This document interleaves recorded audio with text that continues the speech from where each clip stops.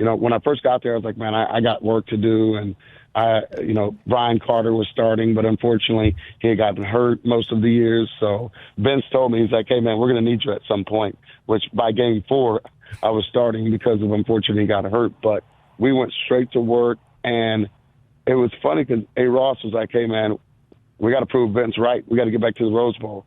You remember the year before when they beat Michigan, he said, we'll be back. Yep. And the combination of all of that, it was just one of the most special teams I've ever been a part of. And to show you, kind of put it together, and I think this, current team, everybody forget about the process and the different things they take to grow. I think we have close to 80% of the team coming back this weekend to show love and to celebrate. So it's easy. I'm not surprised because I know as much as Vince was Superman, ultimately it took the entire team and the love that we have for one another. Everybody want to come back and, get recognized and certainly see this team prosper as well. It's going to be awesome, and I'm sure there'll be get-togethers and events in addition to the first time out of the first quarter tomorrow, probably about 11:15, 11:20, 11:30 down there at the stadium. And you were a part of that group. I mean, Vince gets the accolades, and rightfully, because he played like Superman all year, but certainly in that USC game. But, David Thomas and Lima Sweet and Billy Pittman and Ramonce Taylor and yourself. I mean, you mentioned, the injury that got you on the field. That's quite a unit. And you mentioned the Rose Bowl the previous year with Vince having the awareness to know that the championship game was back in that building a year later and said, we'll be back. And that became the mission mindset from the offseason all the way through to the championship. But this team right now that started preseason number 1, it kind of feels like, because I covered that 04 team and you were still playing baseball at the time, but they stumbled early and they did win the Rose Bowl. And I don't know if this team can achieve that, but that team got shut out in the Cotton Bowl, got shut out by Oklahoma 12-0, but found their way. You wonder if this is kind of like that team this year. I don't know if nearly that talented, but maybe a bunch of 5 stars. But you said the process. You got to learn to be a winning team, and it feels like Texas in the month of October this year may have figured out something of how to just win games. Man, that's a great point. And what's funny is, as much as we know that the things Arch has dealt with, the pressure, the height, all the above, but Vince he was good, but he grew up that entire year. He lost to Oklahoma again. He was pretty down on himself about that. And even that particular year, you have those crazy games that you have to win at the last second. I know Kansas was one of those. Yeah. And we even go back to this, as much as we beat the crap out of people, that even our championship year, Oklahoma State had this weird thing. They had some of the best first halves we've ever been a part of. And then I think we're down 3 touchdowns or 17 going into halftime. Now, Again, I think we beat them by 24, but we were down, a lot, and we never blinked. And I remember Coach Brown came in at halftime, and he's like, well, it can only go up from here. And everybody bust out laughing and just went out and absolutely obliterated, Gundy and his crew. So it's hard to talk about, that, national championship team without just team. Like, all we keep saying is team. And Vince, who is one of the best, in my opinion, very biased opinion, but it's an easy one and an arguable one of the best college players who ever play that game. That's all he talks about is team. And going into finish mode and the way we did Colorado is just, I see a lot of parallels from a standpoint of give Arch time, give these young people time, give these young guys time. And I know fan bases don't like to hear that, but it's just true, and the overtime wins. This, I mean, you've been covering this team for a long time. When I was doing the radio, we were losing those games. Yeah. We were not coming back and finding a way. I was frustrated having to interview, pissed off coaches in post-game who didn't have a real chance. And so, no, man, that's the process. That's the things you see, you appreciate. The game was crazy the other night. I did not go to Starkville because I didn't want to be still hearing cowbells when I wake up in the morning. Yeah. But I watched that game, and there was that sense of proudness and growing up. And you know what? And you say this often. Kudos to Sark. He's so transparent about some of this. And he'll go in there and he's like, hey, you know what? I know I'm always, there's a coach speak. You have to do that and protect you, the team, and the culture. But he's like, no, man, I think Arch grew up, and really all of those things is why the players appreciate him. They do want to play for him on that level. But I see it every day. The line is inconsistent, but they show the fight. The entire team does. We all saw the speech that, Simmons said, and it was a goosebumps moment for, I know, those involved.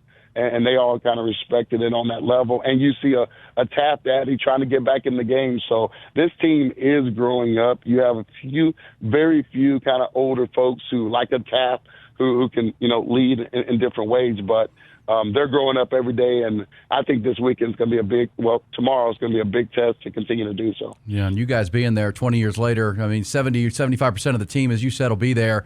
That's going to be pretty awesome moment to try to find a win, and because that's what I try to say, having covered this team for so long. You mentioned when, and I mentioned to you first, but the 12-0 loss to Oklahoma in 2004. That was really the springboard. And remember, people forget that was Mac Brown's seventh game against sixth or seventh game against Oklahoma. He was getting dominated by Bob Stoops, and that was a team that was supposed to win that game, right? And they got shut out. And Vince, fans were mad. But as you said, they also was that Kansas game down 18, and Vince had to bring you back, and all that led to the Rose Bowl of 2004 into 2005, which led to, and that's kind of what I feel like watching this team in October. It's not pretty, but they're finding ways to win games. They're finding ways to learn to win, and maybe that Mississippi State game brings them home on a high if Arch can get healthy and play. And if it all springboards into a team like 2005 next year, you'll take that because it's a very young team. I don't know what the ceiling is for this year's team this year, but man, 2004 led to 2005. I haven't covered it, and you lived it. And that's okay. It might be a process here where last year's team had its chance and got to the goal line against Ohio State, didn't finish it. This one's got a bunch of new faces, and if it builds to something even more special in the following year in 2026, you'll take that as a program, right? Man, I couldn't tell a lot of people that, and I talked to a lot of fans, friends, all the above, and they're like, "We're number one," and I go, "Yeah, it's cool, but I want this year to be great, and I want them to grow, and I want them to do well. But next year's it, and ultimately that's what you're talking about.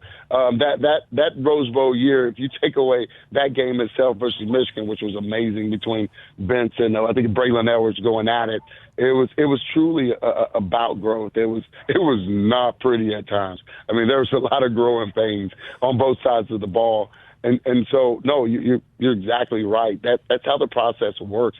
And you say, a couple of years ago, you're so close against Ohio State, who ended up winning it. Well, 2 years ago before that, we got back-to-back, Final Four years where you're in the red zone, and you're a big play away from being in the national championship. And again, fans don't want to hear it, but in this era of ball, that's changing every time we wake up in the morning. NIL world has changed pretty much every year the last 3 years per rules or portal. Now we have the portal opening up in January. Then we had, NIL being brought in-house, and then we couldn't wear the actual logo and legislation. So it's moving. It's a moving goalpost like nobody's business, and we're continuing to be relevant in a way, and we're just knocking on the door, and the collective group of folks, 8 out of 11, sophomores or freshmen on offense, and we do have some guys we may not have next year on defense, but in this era, don't count them out. And I know that coaching staff is going to do everything they can to kind of get another year out of maybe a couple of them. So, no, man, that's what I've seen, and that's what I saw. And then I'm fortunate enough that Sark is so good. The reason guys are coming back, because it does feel like home, and he lets us swing by practice. I saw Arch. He has every tool in the toolbox. But I also have played the game for a long time and knew there's going to be some growing pains. So you're seeing those growing pains. You're seeing him evolve. You're seeing him get better every play, and all the above. We've had our injuries in the backfield. So, man, I think it's a lot of similarities from that standpoint. And so, and quite frankly, I didn't say that until now, but we're exactly where I thought we would be from a win-loss standpoint. Sorry, Sark, if you're listening to this, but I did, just because I know how young they are, and I was like, well, this one, I don't know, maybe not, and then, say I knew the Oklahoma game, I knew they were going to be improved and better, but we got that one and stumbled on another one. So I thought about this time, and especially being on the road like that we may have, a couple of losses. If we were undefeated or won, I was going to be on, cloud nine, but I still am, because I think if we continue to grow up and progress like we can, could we, find a way to, win tomorrow and some other games in the near future? Absolutely. But at the same time, football is football. You have to play the game. So fired up where the progress is, because I do know they've gotten better in every phase, and insanely proud of the defense for holding that down, but the offense as well last game where they had the defenses back. And let's not even get started on Niblett. Holy cow. He, in my opinion, is the GOAT. I mean, he's one of the best in the country, and there were some around town who were doubting them, and again, some that don't get the process. And so as he continues, who's also young back there, so you just see it. I mean, I know people don't like that, but it's just true, and I'm super fired up for tomorrow and just how they continue to grow. Well, enjoy the celebration, the 2005 championship team to be celebrated tomorrow in the first quarter and throughout the weekend, and well-deserved, obviously one of the greatest teams of all time, one of the greatest Longhorn teams, probably the greatest Longhorn team in program history. Quan Cosby was a part of it and a big part of it, and we'll talk later, man. We're excited for you guys. Enjoy it, seeing all your old faces and friends and walking down memory lane, and hopefully that brings some positive vibes to this year's team who will hit the field and play a 9th-ranked team in the country. Thank you, Quan. Hey, man, appreciate it. And how wild is this? We're tailgating tomorrow as a team in the Moody Center, Germania. Oh, I was cool. like, how cool is that? Dude, it's just it's so many things that you see in progress. And kudos to athletics for having cool venues like that. So, man, thanks again. Thanks for having me. Always appreciate y'all. Hook 'em, and hopefully we can send some good vibes over there and find a way to get an early win for this team. There it is, Quan Cosby. Thank you, buddy. Good to see you on Tuesday, and we'll check again soon. There's Quan Cosby.